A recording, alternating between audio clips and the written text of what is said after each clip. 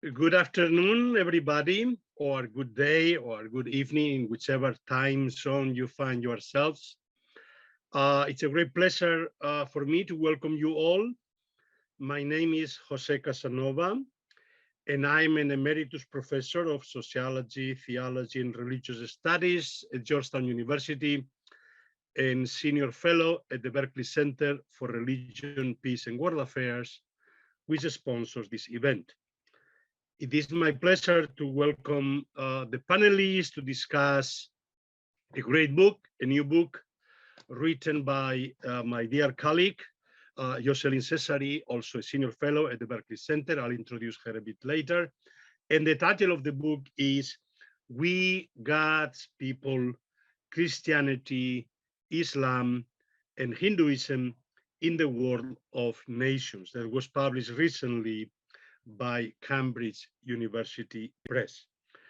We are going to follow the following structure. First, Yoselin will be presenting the book. Then the three of us, I will change my hat and I'll be also a discussant.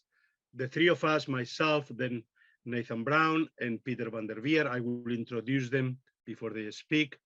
We'll discuss the book, present their critical comments on the book. Then Yoselin Cesari will have a response.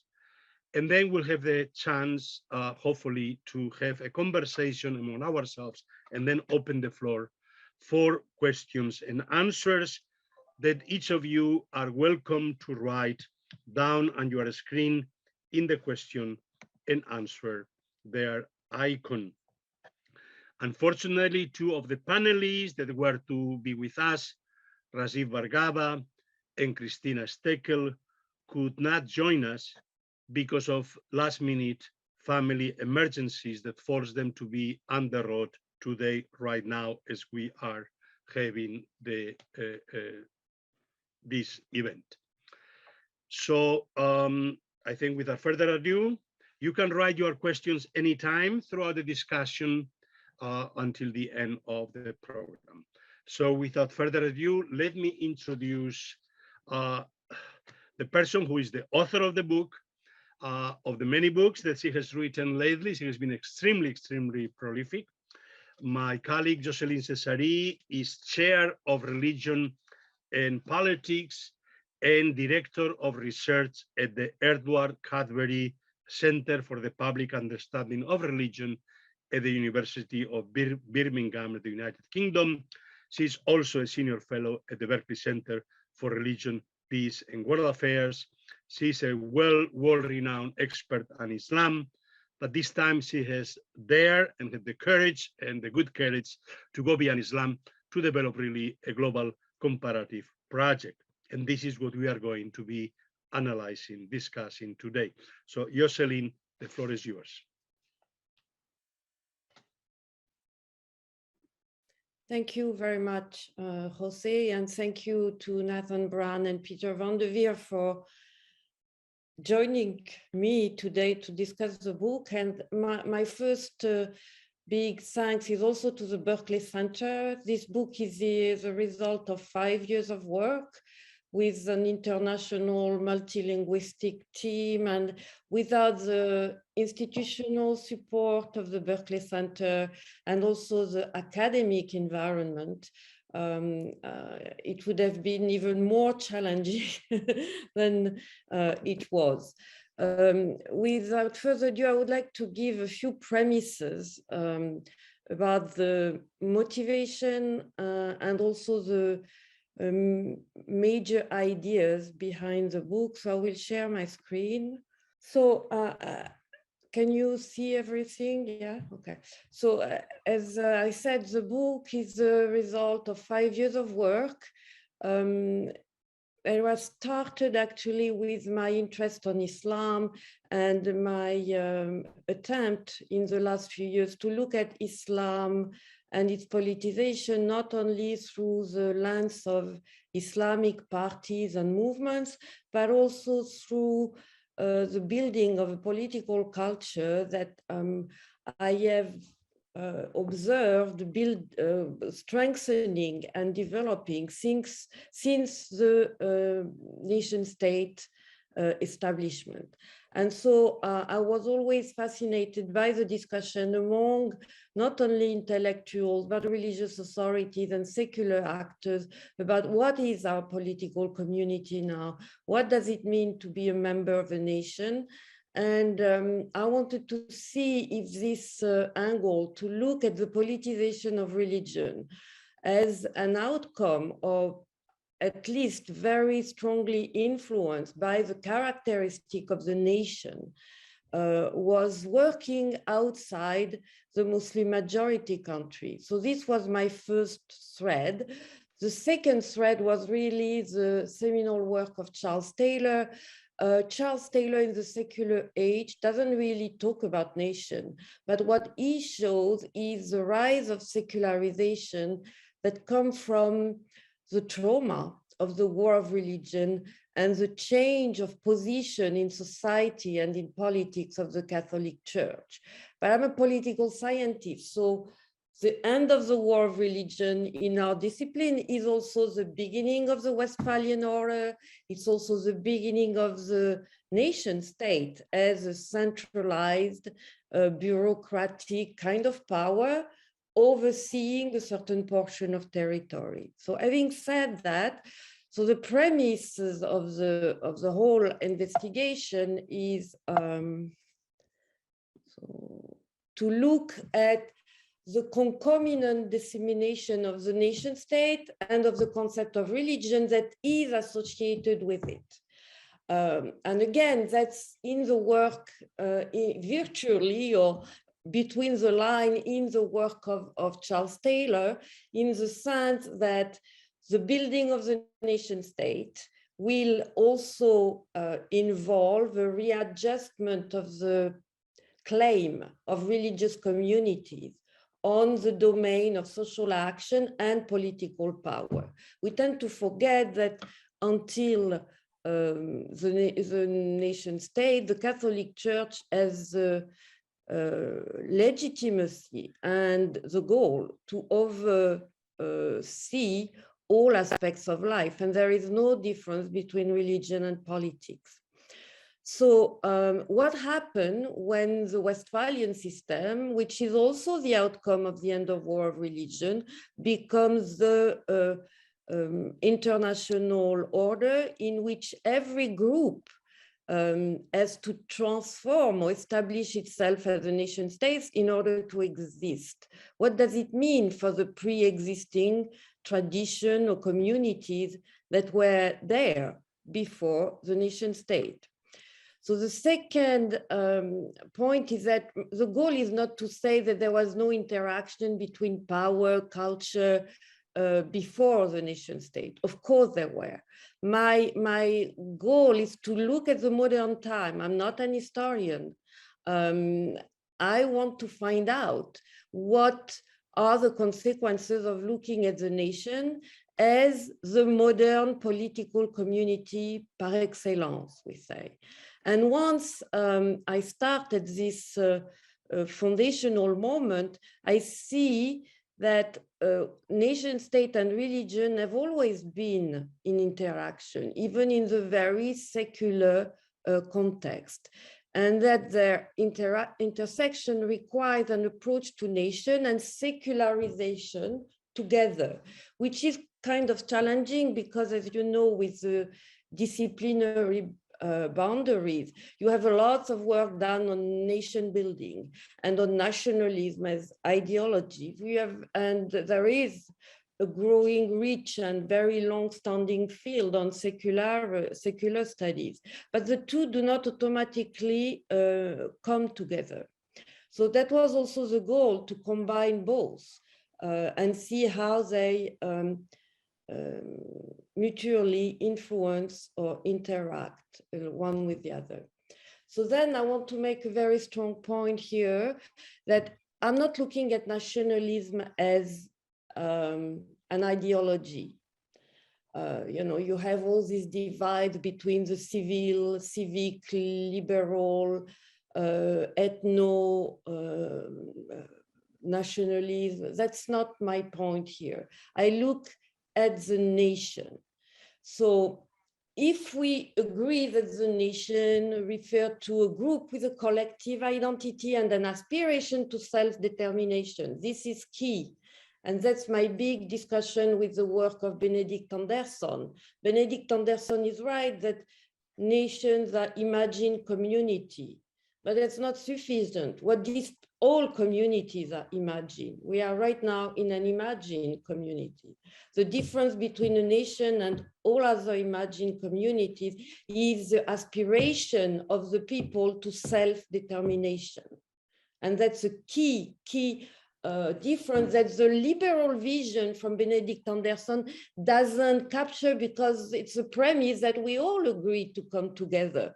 What I have seen in my initial work on Islam is nobody agrees to come together to the first place. And second, after this book, I can say that it's true pretty much everywhere, that there is a continuous debate and disagreement on what it is. So if the nation is a modern political community, I am looking at a set of discursive practices by which the territorial identity of the political power and the cultural identity of the people are constituted in a single fact. So for me, looking at processes of building and taking reference in the historical sociology of someone like Norbert Elias was very important. I didn't want to look into a major cause or a major variable. I wanted to look at the continuous interaction that are happening once groups, people, actors, authorities are confronted with a balance or change in the balance of power that will make them interact with this new concept that is the nation. And why is it new? It's because it's based on two principles that do not exist in any other community, and especially not in the religious community, which is equality of membership and popular sovereignty. These two qualities have changed the parameters in which all religious communities discuss their membership in the religious community in now the new political order, and the role of popular sovereignty, because in all religious community you have discussion on laws, on sovereignty, on community, on with the people. The moment that the nation becomes the community of reference for distribution of power, all religious communities have to readjust and accept this preeminence of the nation, or sometimes do not accept this preeminence of the nation, to tell we as a group that has a political power. It doesn't mean that religion intersects with all aspects, but the question of sovereignty, law, and collective identity means that no religious community can stay away from discussion on what is this new order based on equality and sovereignty. So that's the major premise, and I will not get into that because it's too much, but again, Charles Taylor has done the job to show that for the Catholic Church. What he shows is that once the war of religion is engaged, there is an attempt, first a shock in the Catholic Church to adjust to the reorganization of power. And that's where seculum, that used to mean simply sanctuary, becomes secular versus religious. Because before the war of religion and the fact that the king will emerge from the war of religion as the only political actor that can wage war internationally and that can also define the security of people on a portion of territory, the Catholic Church has a monopoly or claims a monopoly to rule everything: the kings, the powers, the birth of people, the death of people, the music. There is no separate entity in any domain that the Catholic Church doesn't touch on. That's over with the war of religion and the rise of the Westphalian order. So that's what I call, and I finish here, the secularity by default. Since then, every country, every religion has never stopped adjusting, readjusting to this primary, fundamental distinction between the secular and the religious, which also include the political and the religious. So that's why I'm not completely convinced by the post-secularity. I see the advantage coming from, you know, the getting away from the paradigm of secularization, but secularization as itself never ended. And it never ends. If you look at the debate today in Europe about the role of religion in secular context of space, if you look at the discussion today in the US about the political claim of some religious group, it never ends. So that's a kind of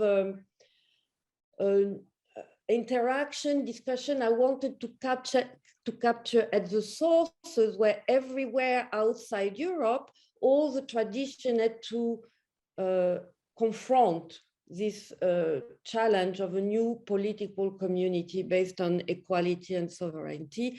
And I stop there. Thank you. Thank you so much, Jocelyn, for this very clear presentation. Now I'm going to wear my hat of a discussion, and basically I'm going to make 6 points briefly. 2 of praise. One, this is a very clearly stated, simple and powerful thesis, you've said, the global expansion of the nation-state form, and together with it, the global expansion of the religious-secular divide. And basically, you can see how both go together. Now, the idea itself is not new. I mean, I've been saying this for a while. Peter van der Veer has been saying this for a while. I mean, the book just published by Peter's students, is a first read to him, has the title, The Nation Form in the Global Age, and precisely make this point. But then the subtitle is Ethnographic Perspectives. And we'll get into this, the different type of comparison, comparative method. So this is a great, but what is new, what is really the great achievement, or at least ambitious attempt of Jocelyn, is to show it through a detailed comparative historical analysis of some Islamic countries, Turkey and Syria, India as a Hindu country, China is something different because it has no single collective religion, and then Russia. And so it tries to do precisely how, in completely non-Western settings, the same process that happened through the Westphalian system has reproduced in different ways. Now, this leads us to the comparative method, and this is also where I think that is a great achievement. There was a time, the great comparative historical sociologist Max Weber said to himself, dilettantes compare.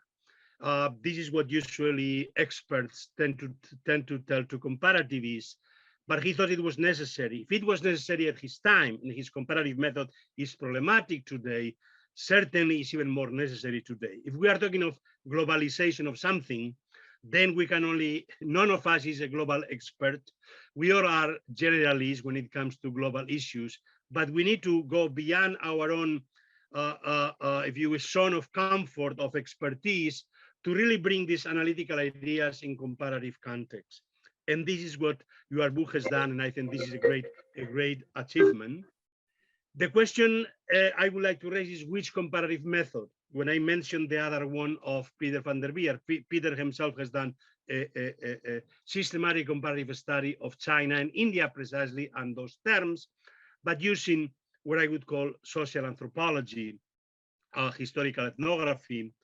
And here I would like to raise an issue because Jocelyn herself points at the beginning that one of her inspirations is, of course, Elias.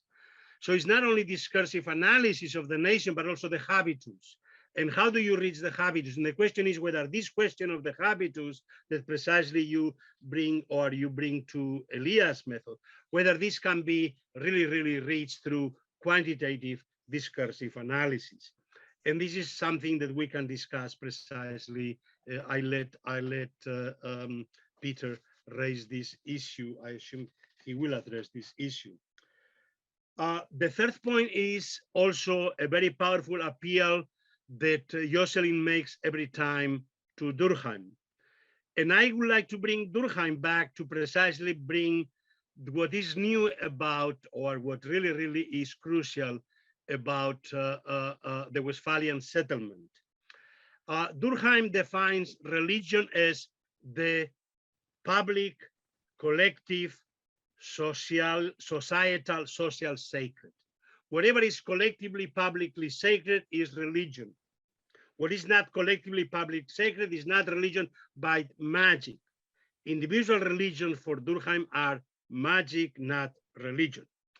And so the question is, what the Westphalian system does is bring the Leviathan as the one that basically defines what is the collective public sacred. It is cuius regio eius religio. The sovereign defines the sacred religion of the subjects. At the time, and this is what a point I want to make, at first for 200 years, there is not yet secularization. What is confessionalization? First, you have the Leviathan taking over the sacred from the church, and basically institutionalizing through confessionalization this sacred, public, collective, precisely religion. And for me, the question then within Durkheim's analysis is when does the collective, public, sacred, which is the nation state, the secular sacred, is in alignment with the religious sacred, and when it is in conflict. And this is when you get a politician of religion, when the two are not aligned, either because precisely you have or because you have a religion that contests the sacredness of the state or of the nation, or because you have so many different religious groups that none of them can really be established as the sacred collective and then enter in conflict with the public sacred. I think that this is a way of getting at the question that Josselin is trying to analyze, which I think will help some parts of the analysis. Let me get to briefly the final 3 points. One has to do with nation and empire. This is an issue which is raised in the final chapter on Russia, but to a certain extent, all those cases, Turkey, India, China, and Russia, were empires before they became nation states. And they have none of them really solved this problem. The question of we the people, whether we the people is the empire or the nation, and the difficulties it has. I'm not going to get into the other cases, obviously. I'm going simply to bring the case of China.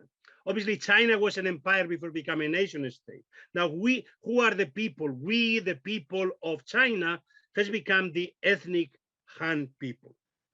And in this respect, it cannot incorporate neither the Tibetan Buddhists nor the Muslim Uyghurs in a way that they could be incorporated into precisely the old Chinese empire. And however, this Han China nation state really claims to have also sovereignty over Hong Kong and over Taiwan, and you could say about the Chinese abroad, the Chinese diasporas. This question of the diasporas of the nation state, is a question which is central to the imperial crisis of each of these countries. And so this is a question which is central to precisely many of these countries. Let me specifically talk about Russia. The problem for Russia, indeed, is the Russian crisis. It's not clear whether it's going to be a civic nation of the Russian Federation, a Russian empire incorporating precisely the Slavic people, Orthodox Russian Empire, or actually a Ruski Mir, that is not only the Russian Orthodox Empire of the Slavic people, but also a global civilization competing with other civilizations. And precisely the problem is that in Putin's mind, it's not clear whether he wants to be the president of the Russian Federation, the Tsar of Imperial Russia, or the Holy Emperor of Ruski Mir, the global Holy Emperor of Ruski Mir.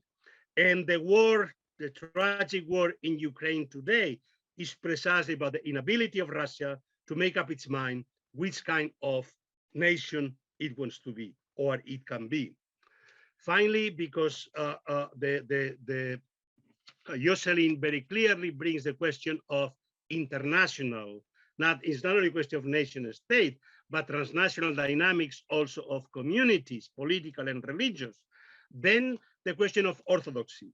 It's true precisely what the Russian Orthodox Church and the Moscow Patriarchate has been trying to do in the last 20 years, is to establish itself as the hegemony, the primus inter pares of global orthodoxy, the third Rome. But there is a second Rome that has not died yet, and it's actually the primus inter pares of global orthodoxy.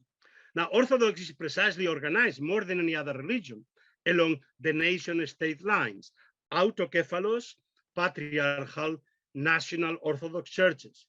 And then you have, of course, the ecumenical patriarch that has no nation-state itself. But Russia wants to take over this role from the ecumenical patriarch. And much of this conflict in Ukraine cannot be understood with understanding the fundamental conflict between the second and the third Rome that led to the boycott on the part of Russia of the Holy Synod of the Orthodox Church, not of the Orthodox churches, the one single Orthodox Church, the Holy Synod in Crete, that was organized by the Ecumenical Patriarch, and that Russia, Antioch, Serbia, and Armenia boycotted. And this is a fundamental issue, without which also cannot be understand the fundamental issues of Russia today. With these points, I'm going to then ask the next discussion, Professor Nathan Brown, who is the professor of political science and international affairs at George Washington University, a non-resident senior fellow in the Carnegie Endowment for International Peace. He's the author of many, many books. I ask all of you to go into the website to look at his great contributions to the field, particularly on Islam and international affairs. Let me just quote one book, Arguing Islam After the Revival of Arab Politics in 2016. So, Professor Brown, the floor is yours. Okay, thank you very much. Thanks to Jocelyn for giving us this opportunity to think really deeply about some very, very important issues. And thank you very much. I'm here primarily, I think, because of my, I work on the Middle East, on Islam, and the Arab world. But Professor Jose Casanova basically raised a lot of the questions that I want to raise as well. But I'm going to be doing it from a different perspective. I will be bringing in some of my Middle East interests towards the end, but I'm actually going to begin because I am, like Jocelyn, a political scientist, and we've got a multidisciplinary audience here. But not only am I a political scientist, my specialty is comparative politics. So I'm part of a subdiscipline which says we are all about comparing. What do we do when we compare as political scientists? So a lot of the questions that were just raised about the nature of comparative analysis are ones that are seen distinctly as a subdiscipline within political science, and one in which I think Jocelyn has some very interesting contributions to make. Some of them may seem perhaps less innovative to people from other disciplines, but from political scientists, I think she's doing something very interesting. She's doing something that sounds impossibly ambitious, right? She's doing comparative study of religion-state relations in the world, and then selecting specific places, huge places, for focus. But one of the reasons it sounds ambitious to a political scientist is not just a global focus, but what she's doing is religion. And political scientists can tie themselves in knots over religion. And the reason is, comparativists can, because religion is notoriously difficult to define, right? How do you come, when you use the term religion, and it doesn't appear in her title, it appears in the book, but not in the title, you're sort of saying there's something essential here. We heard how Durkheim approached it, but there's something essential here that makes something a religion, that all these things partake of. But of course, any definition you come up with of religion is slippery, doesn't necessarily travel well. In English, we often use religion and faith interchangeably, but some people remind us, wait a second, that's a very particular conception of what religion is. And so it's very, very difficult to do comparative analysis, because you will find people coming up and saying, wait a second, is Buddhism really a religion? And if it is it in the same sense as, as say Islam and that sort of thing? So you wind up in definitional discussions. And she solves this problem, I think, in a couple ways. And they both have real benefits, but they're not obvious benefits. One way that she solves it is by saying, essentially, I'm starting with the nation state, and I will encounter religion when the nation state does. I mean, she doesn't quite say it that way, and religion is there from the beginning, but essentially that's where we run into it. So she's not interested in whether Buddhism is a religion or not. She's interested in specific historical experiences of specific societies. And that makes it possible for us to talk comparatively a little bit more easily.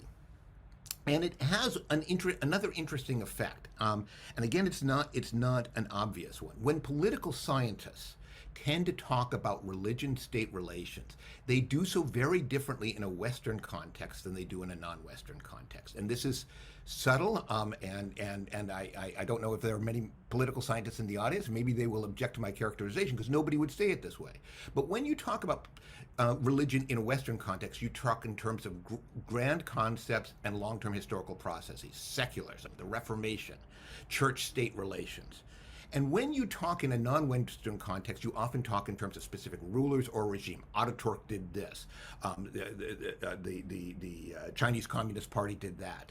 And so you're comparing, in a sense, saying that some societies just operate according to different principles. Nobody would actually say it that way, and I don't think anybody would defend that kind of approach. But that is in effect what happens. And what Jocelyn does is say, essentially, no, we can use the same. We're going to take sort of this macro historical approach to understanding globally, and we can move very, very easily that way. And the interesting thing is, although her book starts, don't worry, I won't spoil it for those who haven't read it, but I will tell you how it starts, not how it ends. It starts in 1561, but then moves very, very quickly after a couple centuries. And essentially, we're dealing with the world at a specific historical period. Essentially, she goes right up to, I will tell you how it ends. The last events mentioned are in 2020, so she goes up almost to the present. But essentially, the book is about 18th, 19th, and 20th centuries globally. And that is, as I say, a subtle reward of the book, by focusing on essentially the same kind of processes and looking at them in different settings. But there's a second thing here, too, that is how to do comparative analysis. And political scientists tend to do comparative analysis in a very specific way, right? They think, there's influence of Giovanni Sartori's ladder of abstraction, or political scientists, when doing comparative analysis, will talk about scope conditions, right? So there's specific conditions. If we mean religion, we mean A, B, and C. If it doesn't have A, B, and C, it's not religion. If it has A and B but not C, it may be religion-like, and that sort of thing. It has A, B, C, and D, then it is this specific kind of religion. Talk almost in this almost kind of Cartesian fashion about it, and that's not what she does, right? These concepts are slippery because human society is slippery. So what she does is she holds her questions constant, but the meaning of key terms shift from one context to another. And we heard this a little bit in her presentation, especially with nation, and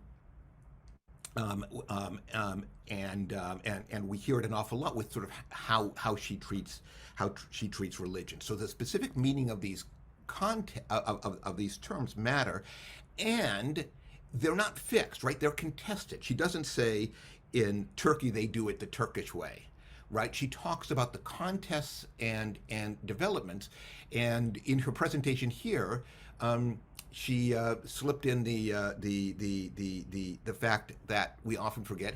History doesn't end, right? These are still changing. Even the current moment is one, political scientists like to explain outcomes. Well, there's no outcome. I mean, there may be someday, but we're not there yet. And so what she's really focusing on is processes. And the result, I think, it delivers a very rich set of understandings. It works, her approach works more like a human language than a mathematical equation. Meanings are contextually shaped. Common understandings are still possible. It's possible to talk comparatively, but not, as I say, kind of in the Cartesian way that political scientists like to think.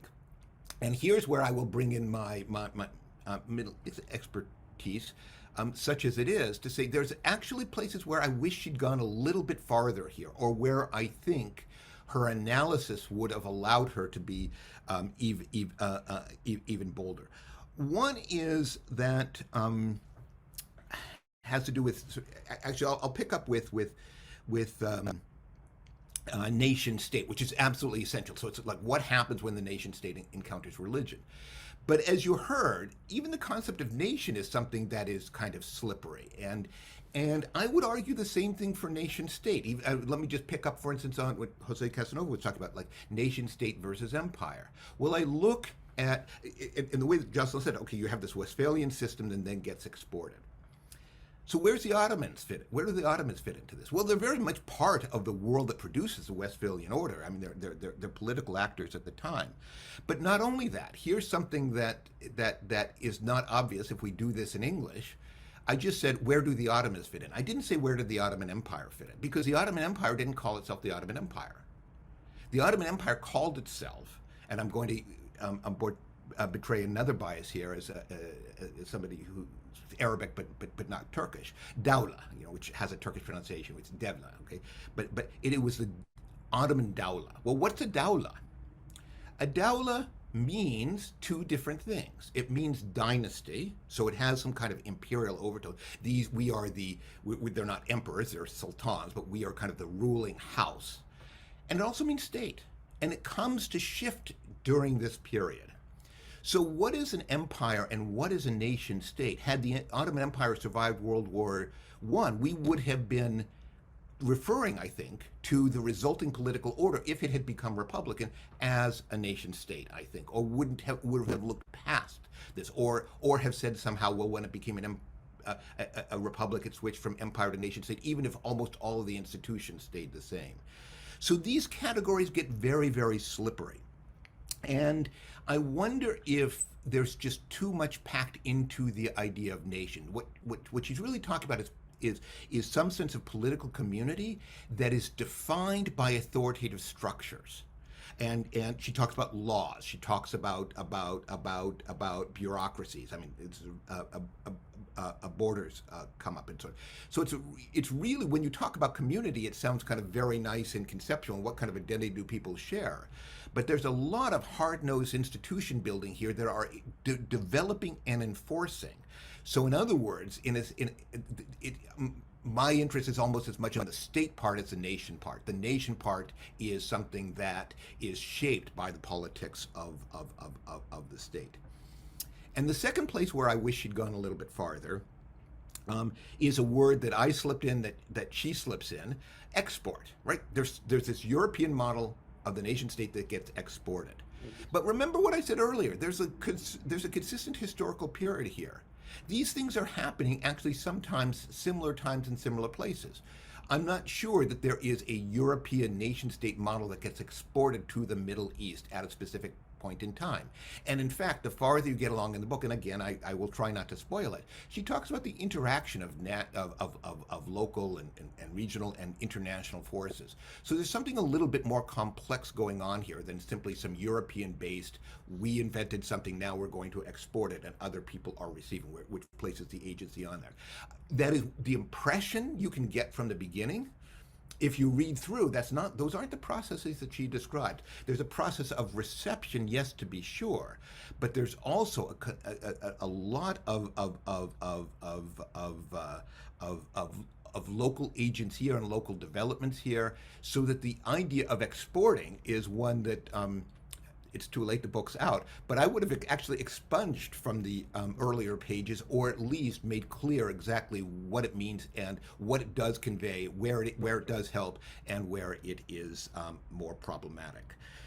So having been brought on board as a Middle East expert, but instead talked comparatively and only a little bit about the Ottoman Empire, I will leave it to others, and also talking as a political scientist. Sharing insights which I think are well entrenched in other disciplines. I'll leave it to people from other disciplines and with other regional expertise to come in. Thank you, Nathan. Actually, in her presentation, Jocelyn used the word dissemination, which is also problematic.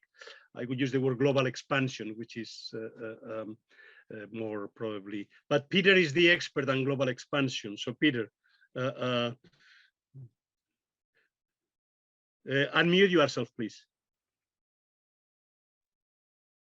Peter van der Veer, with me, is an emeritus professor, but has been a distinguished professor in many places, but was emeritus director of the Max Planck Institute for Ethno-Religious Diversity in Göttingen, trained as an Indologist in traditional classical Sanskritist, moved then to become really also a sinologist, and is of the great comparativist of contemporary India, China, and of all these issues about nation state formation and religion and the secular and spiritualities and magics. So please, Peter.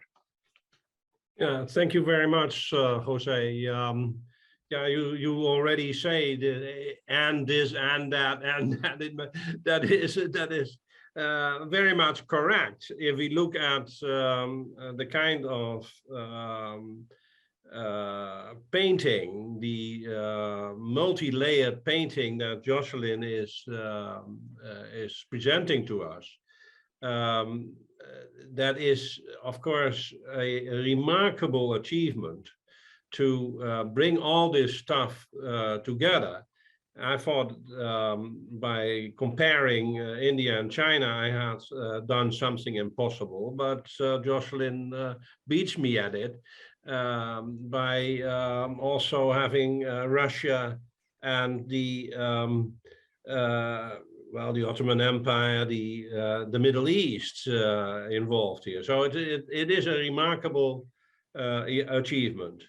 Now, from my point of view, from the perspective that I have, I take a more fragmentary approach to these issues. If we just imagine China, say 1.4 billion, India 1.4 billion, it is almost unimaginable that these places can be captured from one perspective. I think what you have more a Foucauldian approach to it. You foray in a particular direction, and then you dig out certain elements to make this stuff comparable and understandable, but you don't get the entire picture.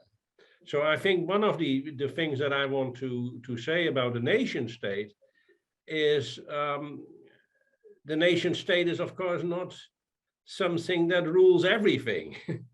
It is part of a political reality that has been forced on a lot of phenomena in the world.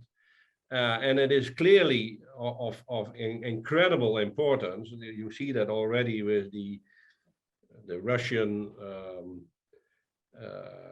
creation of a new form of nationalism, the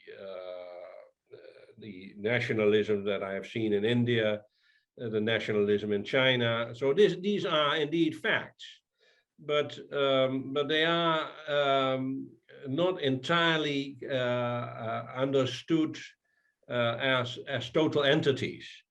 you have to be very careful to look at these things as things, as reified entities. So what we see in India is a incredible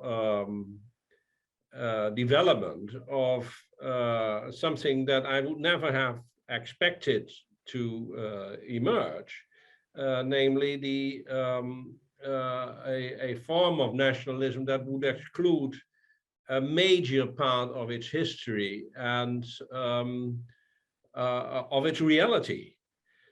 Say 200 million Muslims now being treated as secondary citizens with a lot of problems to gain access to education. Also their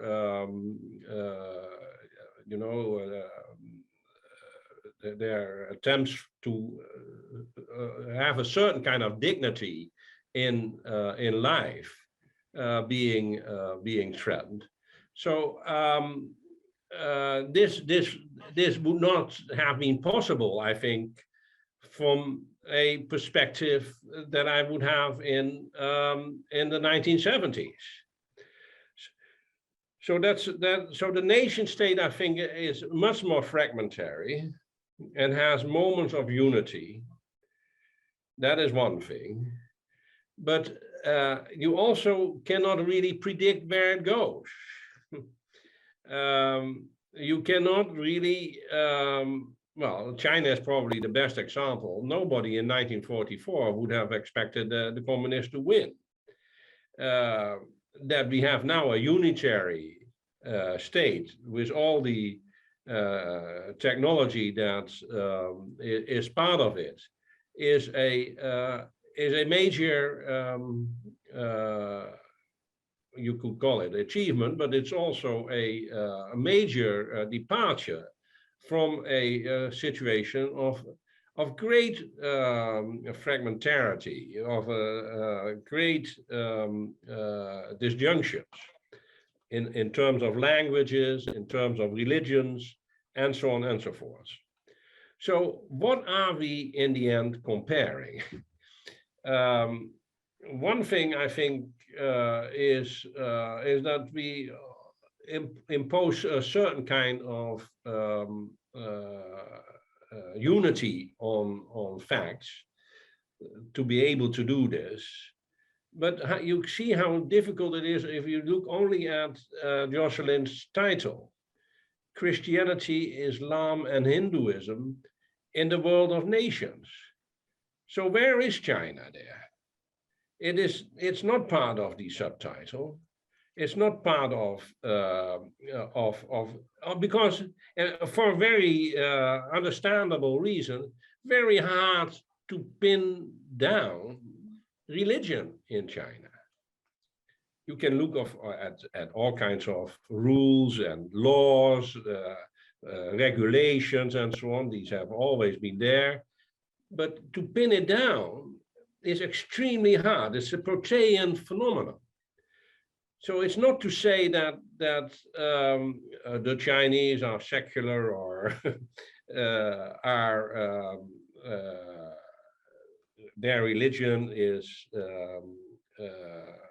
not understandable, but it is clearly something else than what we find in, say, the Arab world or in Russia. So I think the thing I want to, I think this is an incredibly useful exercise, because it is also an exercise not so much in futility, but it's in impossibility. You cannot do this. And of course I have been doing this. So I am also thinking and along with Jocelyn on these issues, but you can actually not really do it. And so what you have is I think a possibility to just not so much claim defeat, but to claim that you find insight by doing this activity, and not thinking that you already have some answers. Now, one maybe last thing I want to say is Jocelyn refers to Norbert Elias, who I who I knew when he was teaching in, well, he was not actually teaching anymore, he was already retired, but when he was in Amsterdam. And he was the most secular man I've ever seen. And when you read über den Prozess der Zivilisation, there is no religion. In fact, Norbert Elias believed that this religion would just be solved. It would just, through all these concatenations of interdependencies and so on, it would just be going. So there's actually nothing in his work that really deals with religion, although he works on Europe from the Middle Ages. So I think that what we have here is indeed a very useful way of doing historical sociology, but you also see a very interesting bias in the history of sociology of getting rid of this monster, this religion, and not really dealing with it. Now, that's maybe my final point. The question of secularism and what does that mean? Now, when you compare India and China, it's quite clear secularism means completely different things in India and China. So how are you going to deal with that? Of course, there is a truth that a lot of the laws of India and China are derived from the West, that there are all kinds of regulations that can be compared and understood from a Western, also political science perspective. But do you capture what is going on there? That is more and more, in my view, the question I have. What is escaping us from this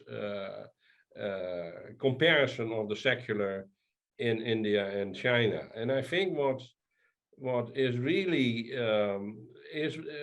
what is the real important thing, and it's, I think, not enough emphasized in Jocelyn's book, the basic deterioration of the situation of Muslims in India.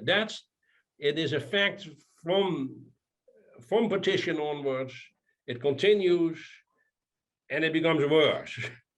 Now, how do we understand this from a comparative political science perspective? Well, it's very different from if you compare it with China, because it's there a very different kind of issue. It's more a regional issue, as it were. But in India, it is a major historical and cultural fact, a civilizational fact. So that's these are the say comments in the margin I want to make. Thank you, Peter. Now, Jocelyn, is your turn to respond to these comments. Thank you all for this feedback. So let me clarify a few things since I started in my preliminary presentation on the premises and the method. Of course, I know that Elias never talked about religion, but it doesn't matter. Elias said something fundamental that is challenging the whole Western understanding of sociology, that you can identify a representative sampling of individuals that can tell you something about major trends and mechanisms. This is something in his dialogue with Talcott Parsons that he never accepted. I'm not talking about his secular mind. That's not what I'm looking at. I'm not looking at using or following Elias as a cult leader. I'm looking at what does he say about the mechanism between individual social structures and ideas. And he's the only one who has tried that. The problem is, indeed, he has never been completely operationalized. I don't have the ambition to do that. I'm just saying that the configuration helped me pull together institutions, actors, and ideas. And I understand that it's challenging because either we look at institutions, if we are political scientists, we look at ideas, if we are on the religious studies side, and we look at actors, if we also do some kind of sociology or anthropological work. The reality of the changes come in the configuration of the three. And I'm not doing historical work here. I'm doing what's called genealogy. What interests me was the meaning changing behind words that are still used: jihad, sharia, dharma, superstition. But the meaning between the imperial period of all this country, because there was empire everywhere. It's not only Russia, China. There was a whole system was based on empire. They do not fit into the international system. So I wanted to see when do people start discussing, arguing about what is the right way to define community, power, law, jihad, sharia, tolerance, orthodoxy, and that's what I have tried to do. So I'm not trying to explain everything. And I would like to push back here on Peter. Actually, if you read the book, you can understand why you have an Hindu nationalist party. I have the patterns, and I will try to show them for all of the countries. Okay, let me share with you. When I go back to one country by the other, because I want to say a few more things on that. So my goal is not to explain everything, is to explain what are the dynamic of powers that are explaining the current discussion or contestation around what is religious and what is political. And the political scientists, and Nathan reminded us that they look at the state. Well, I wanted to look at the nation as something that on which the state is grounded in terms of action orientation, but that is the modern community. And that's something we have not paid attention enough. It's not just nationalism as an ideology. There are work that shows that the mental illness, the psychology of people, the way that they behave in the way that they think they are unique in their culture or religion is very much differentiated by the national boundaries. And that's what was interesting me, in the sense that it did affect religion. And after the book, I can say it did affect religion in a way we have not thought through really. And the comparison is not finding similarities. What the book shows is a huge difference. But there has been encounter. I never talk about nation state as a package. Actually, what I show in the book, that sometimes there is a state before a nation. That's clear in the case of the Muslim leaders. You know, they have an idea of what the new modern community should be. It is also clear to a certain extent, although the British did a pretty good preliminary work in the case of the Indian political elite. So there is a state before the nation. And that's something also we tend to put together. What I show is they don't go together. They even clash sometimes.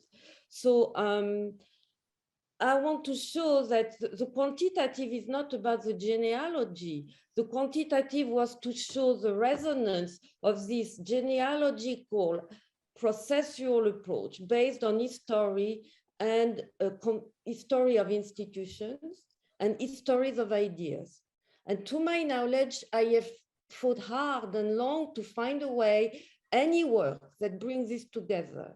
I have not seen that. My point is not to say I am now a specialist of China or Russia or India. My point is to say, in order to understand the politicization of religion in this context, there is some preliminary knowledge on how institutions have been built, how ideas have changed, and how people have mobilized that can explain some of the situation today. So I'm not an area specialist, and I never pretended to be. Actually, I mobilize the work of experts like you in the different countries I had to deal with.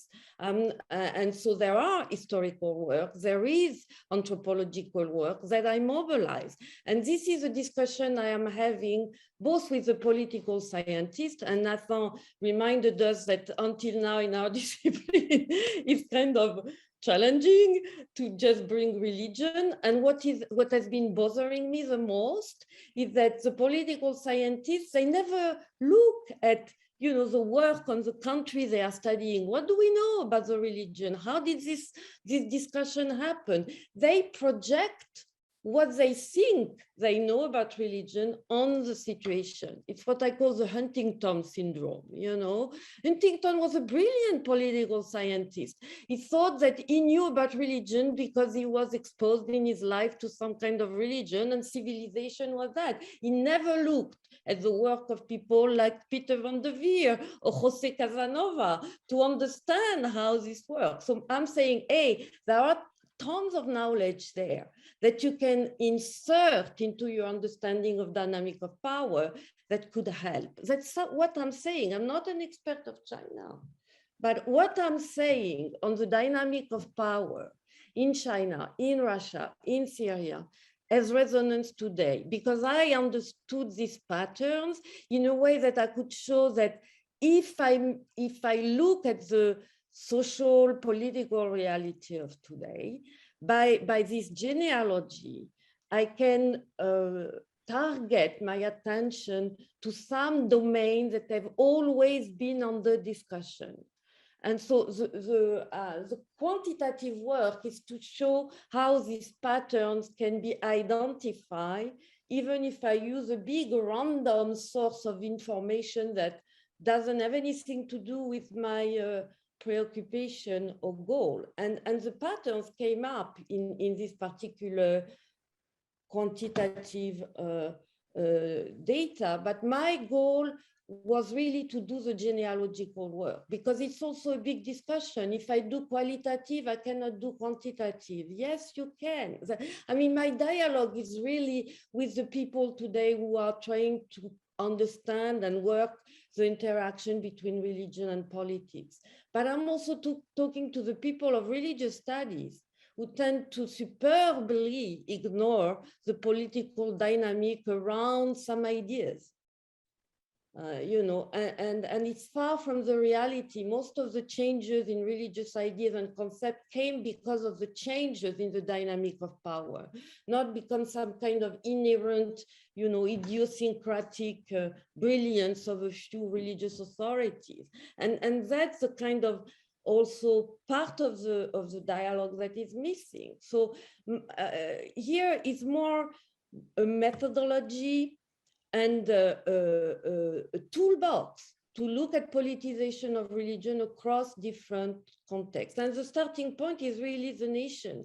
I reject the anachronism to look at state and empire. They are not the same.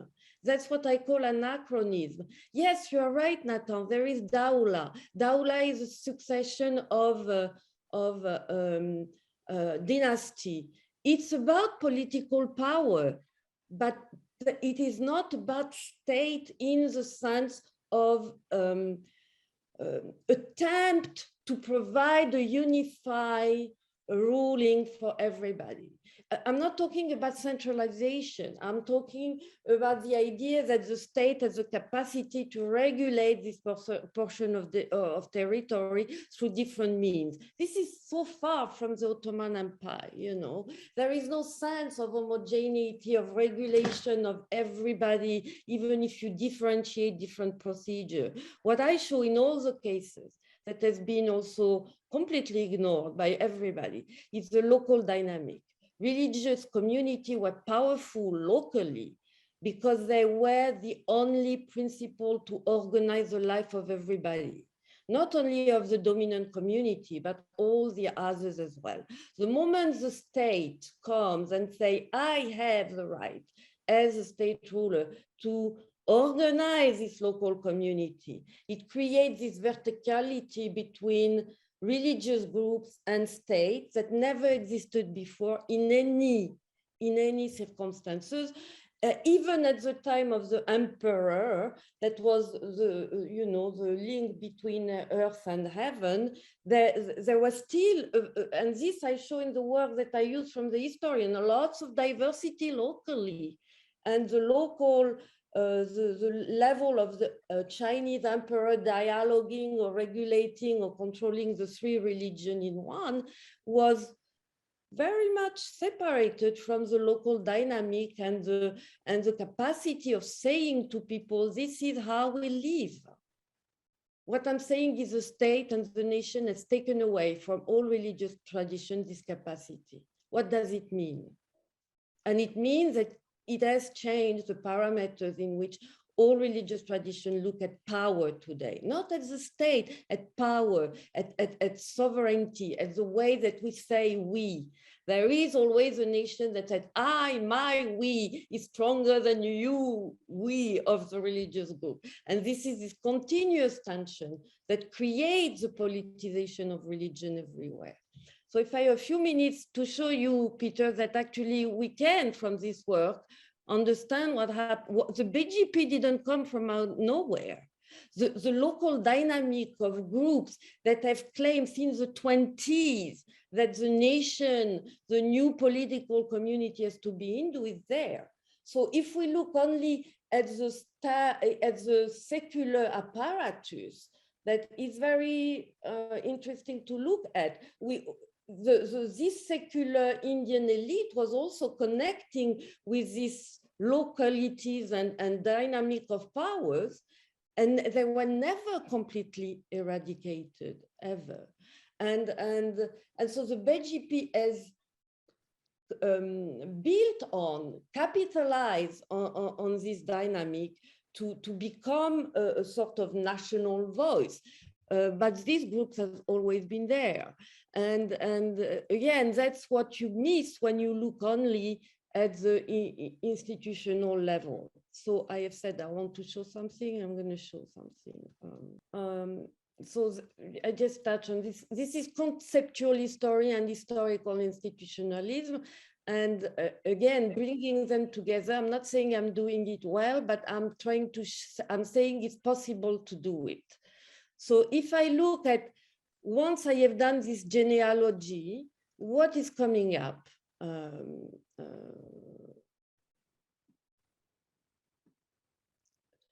For example, let's start with Russia. Yes, of course, Russia never understood how to move. That's a big discussion. We don't know if there is a Russian nation. Apparently, it went from the Tsar to the Soviet Empire. So what is also fascinating in Russia is that it was at the same time colonized and colonizer. And the regulation of the territory and what it meant for religion has always been in discussion. The point is not to say it happened and people adopted it. It is always contested. And so one of the patterns here is that the question of the boundary of the nation and the boundary of the religion affiliation as orthodoxy has always been in discussion, never stopped. So why should it stop now? It is still going on. And one of the major things is that some groups want a nation that is orthodox. others don't. And Putin is benefiting for the one who are for now saying we need a nation and that is Orthodox and Slav and so on. What is also at stake is that the civic and Orthodox behaving are in tension, which is fascinating because it's very similar also to what I have seen from Muslim countries, meaning Putin and most of the political elite do not want a moralization of the public space in Russia based on the Orthodox prescription. That's where they are fighting right now. The fight is happening there. But at the same time, you have had greater concession on protection of religious belief, sanction of blasphemy, even identification in the constitution that the marriage is between a man and a woman. All this show me the tension here between the behavior as a citizen and the behavior as a member of the Orthodox community. And the third point that is in the finding is that really geopolitical and religious negative perception of the West. When I did this work, what was fascinating is to see that the most anti-Western statement, the use of Antichrist, the use of religious critique and accusation against the West were by the Orthodox cleric, not the Muslim, like what people see. And so I say, this is gonna be a way that the foreign policy of Putin and Orthodox Church are gonna come together to justify some kind of foreign action. And we are here, that's Ukraine. So I'm not predicting forecasting, I'm saying anticipating pattern. So I can say based on this, that these are the three domains on which the question of religion and politics are going on and will keep going on with different outcomes. The point is nobody has, there is no outcome similar in period of time and of course across country. Yeah, India, the nexus of communalism and secularism. What my work show using history, I'm not inventing that, is that the Indian national identity was always conceived as both Hindu and secular. The whole symbols of the India secular nation come from the Hindu tradition. That's why the Muslims, when you look and read and listen to what they are saying, they say, we don't belong there. This is not the BJP. This is before 1947 and even more so until the partition and the secession with Pakistan. So, and that's the key here. Looking at all this original work, it's key that the critical transformation by the national community was to redefine the local allegiances along the religious lines, which didn't exist before. If I were Hindu or Muslim or Sikh, what was making sense is sharing this locality. Now, even in the locality, you have this sense that there are Hindu versus Muslim versus Sikh. This is what has been brought in. And what is fascinating is to see that some of the governors from the British Empire were actually warning, saying we cannot do that. This is creating more tension than solving it, which is also interesting. Jocelyn, perhaps let's open up the floor. Yes, but this is happening now, dispute over sacred sites. These are the domains that will continue being the source of trouble. Local political competition, religious conversion, competition for the shaping of the national narrative. Again, this has been going on for decades and will keep going on. I stop here because I have said a lot on political Islam, hegemonic Islam, but I can tell you now that the way that the Syrian state is dealing with religion in the post-conflict, or if we can say so, is verified here. I'm not, so again, I'm not saying I can predict, but anticipate based on patterns, probably. There are also, I stop here because I can go on and on, but everything is in the book anyway. Thank you so much, Jocelyn. Obviously, the fact that we can have this conversation shows how important the book is to raise all these issues. I want to remind the participants, I think that we have 37 there, that please, if you have any question you would like to participate in the conversation, write down your questions or comments in the question and answer symbol down there at the bottom. So let's see. Please, either Nathan or Peter, would you like to add something? One of the things that appeared to me, there is a tension in the book between the analytical framework, which is very, very clearly stated, then the historical analysis, which is actually very detailed and sometimes too detailed, and the analytical framework disappears from the historical analysis, only comes back later in the final chapter. And then what could be called the purely discursive analysis of terms and concepts. I think they are not, I mean, these are the three components. They are very, very detailed historical analysis of each of the cases. Sometimes I think too overly detailed historical. There's a very clear analytical framework, and they are not always together, the two. And then there are the kind of the quantitative analysis. I think that this is what makes the book so impressive in its attempts to do all three things. And I wonder how well integrated the three are. But this is something perhaps Peter, Nathan, would like to have some additional comments. No, Nathan, Peter. Yeah, I don't know. I mean, I think what for a historian, the issue is that so many things are so late that you can say, well, there's a nation building process in Europe, say, whenever you want to start it. As far as I'm concerned, 1492. I was just. This is the real beginning of the Westphalian system and of the colonial empires. 1492 of both. I was just thinking of that, and certainly that brings it to an enormous length of history. Whereas if you look at Pakistan. There's a famous book by an archaeologist, Mortimer Wheeler, 5,000 years of Pakistan's history. Now, 5,000 years of Pakistan's history is a joke, of course. It's well, I mean, it's not by a fit of absence of mind or something. It does happen. It also has some pattern. We can understand parts of it. But it's extremely late, and then it goes into a lot of violence.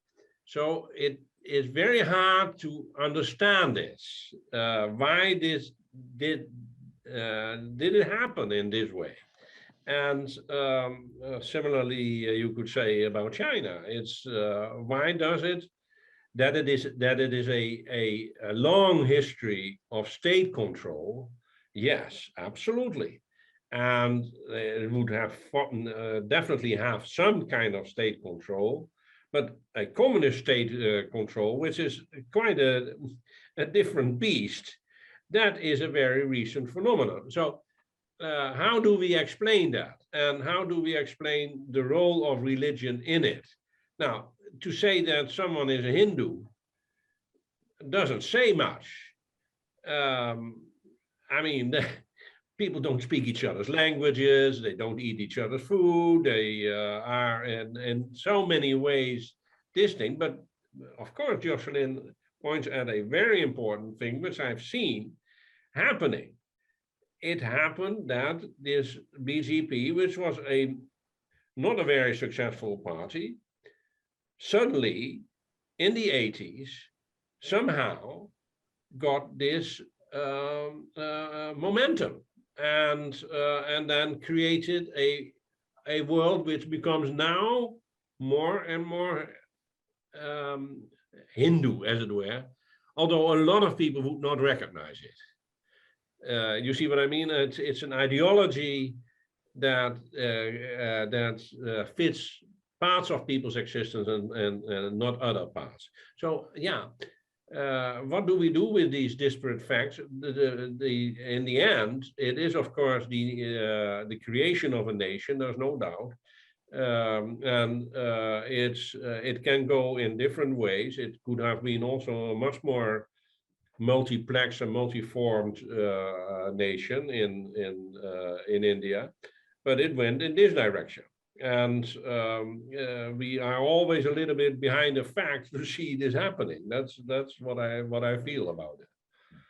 And if I may add to the case of China, I mean, there is of course the famous book, Chan Lagerwey, China, a religious state. Right, it was a religious state in the traditional sense of Durkheim fully. And now you also have a sacred secular state, extremely successful. And so how do we move from the religious state that China was to this sacred secular state in the Durkheimian sense of the term? And of course, this is a very, very interesting question. And what are the consequences of it? So indeed, the question again, I want to bring the fundamental problem with also our concept of secular secular religious. I mean, you Jocelyn bring the immanent transcendent, but actually what is fundamental even from the beginning with 1561, I think, is the fact that the Leviathan, this is the crease of the Leviathan, is not that there doesn't allow the transcendent power to interfere in its sphere, but that the Leviathan claims basically jurisdiction over the religion. And this is what really the modern, early modern confessional state everywhere in Europe. And the question is, of course, now when we compare these more secularized states, the democratic states, the nation state of the 19th, 20th century, in which they appear purely secular, not religious, and yet the paradox that this as the nation state becomes globalized, in many respects, it repeats the model of the early modern confessional state rather than the model of the secular state today. And this, of course, also a questioning was how do you bring these histories together? Or let's look basically, if you wish, the fundamental diachrony in those processes. The first really, and even Anderson pointed out, the first truly modern nation states are actually in the Americas, right? These are the first truly modern nation states. For him, it's Latin America, which is the really interesting question. How of an empire, the same language, the same religion, the same culture, you have not even geographic difference. And then out of where 23 nation states emerge.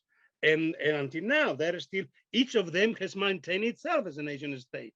And so at the very same time, while those were post-colonial states, at the very same time, when the rest of Asia becomes only colonized, at the very moment when the first colonized New World becomes post-colonial.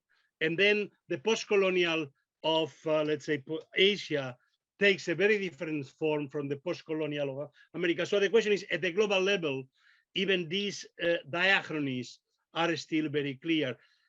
Yes, you point out it was under Peter the Great that really the model of the Westphalian state takes over, when precisely the state takes over the religion, the orthodoxy, eliminates the patriarchate, the Moscow patriarchate. By the way, there is a typo in the book. It's not Theophan Prokovich, it's Theophan Prokopovich, which is important. Again, this is a fantastic guy, somebody who visited Rome, visited Amsterdam, trying to figure out precisely which of the two reformations is the best for us for orthodoxy, the Catholic counter-reformation or the Protestant reformation, because in the Keio Mohyla Academy is the only Orthodox country that actually has an Orthodox reformation parallel to the Protestant and the counter-reformation. No other Orthodox country is really part of these reformation struggles going on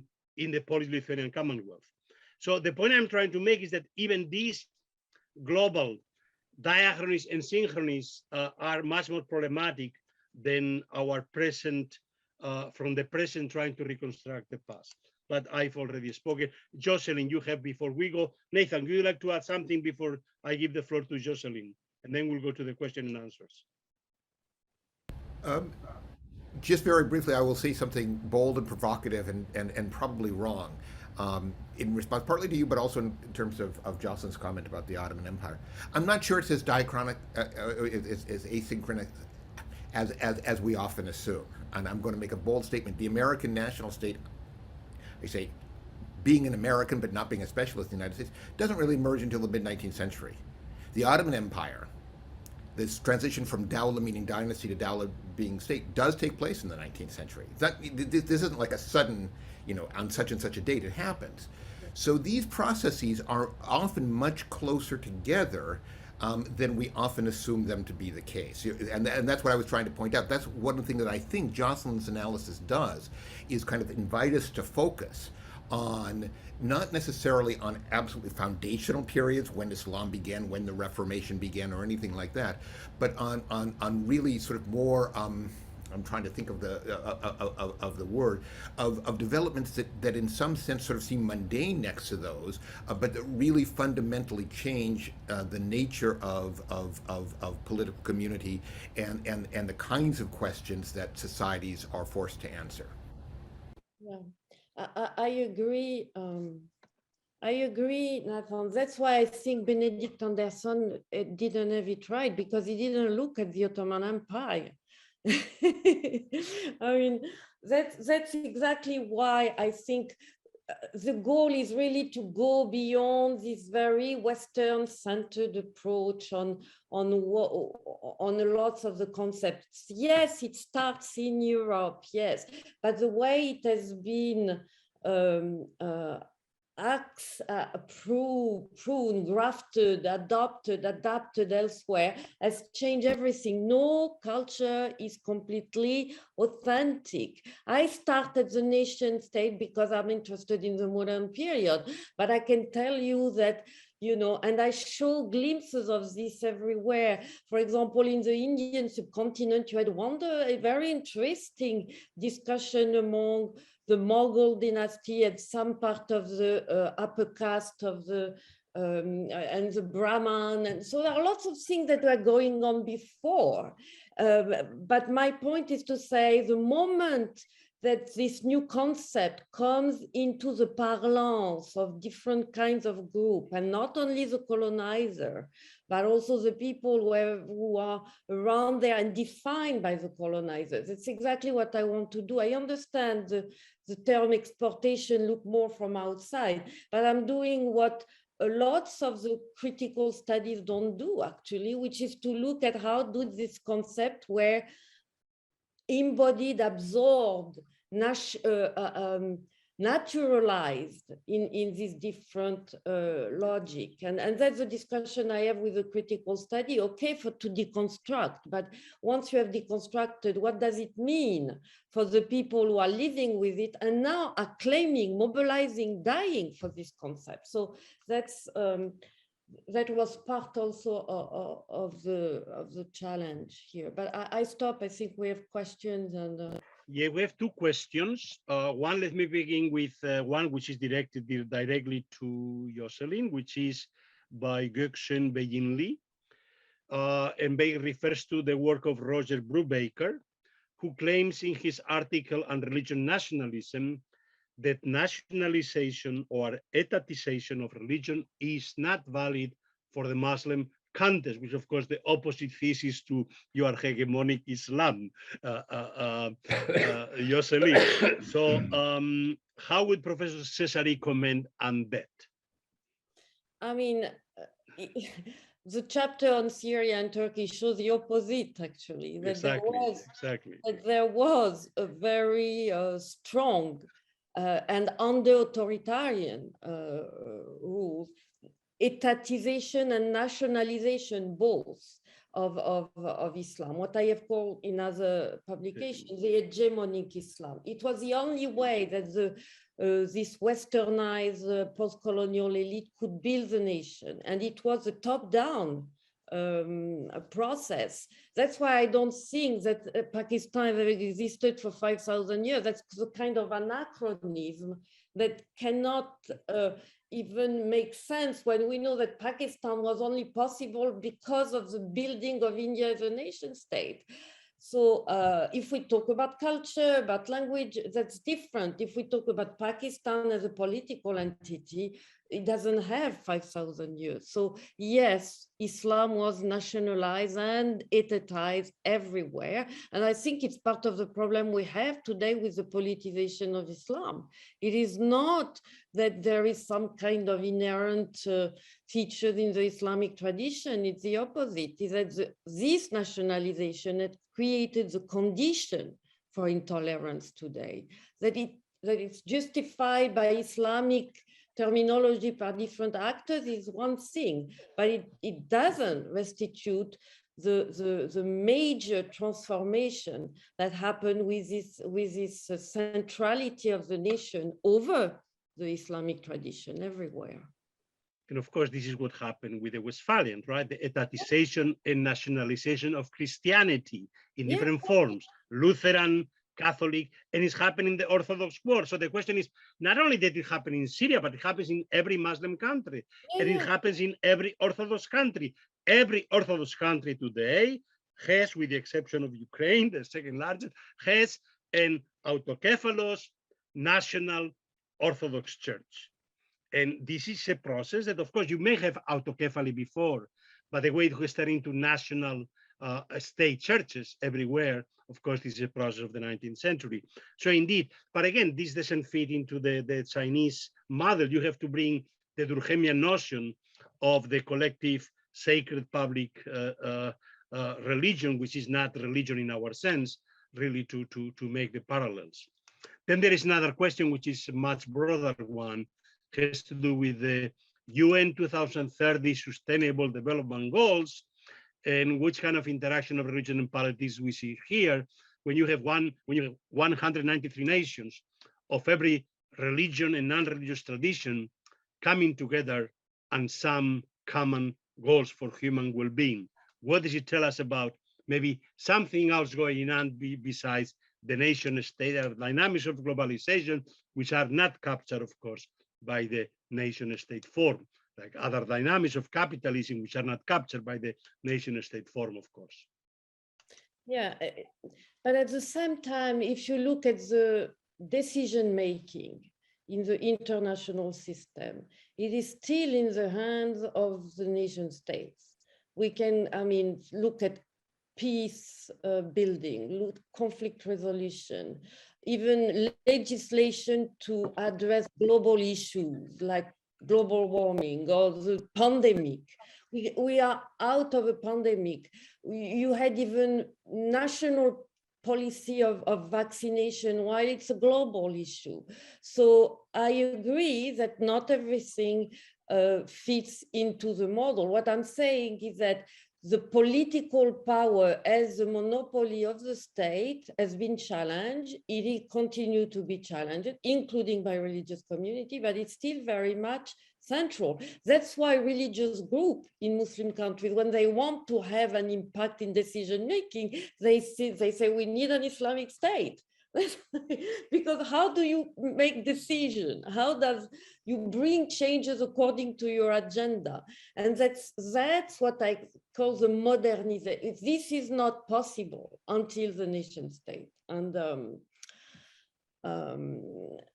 again, the point is to try to understand how it can help see or anticipate conflicts that have their own specificity, but that are fed by what Brodel would call the longue durée, this continuous iteration of a challenge brought by this idea. And the nation is really, again, equality of individuals, sovereignty of people. No religious community is based on these two principles. I may be wrong, but after this book, I can say at least that the one I studied here, they are not based on that. And the fact that they had to adjust to that is key to understand their position today on current issues of politics or even discussion of international politics. And I stop here, sorry. Well, so Jocelyn, you had the last word.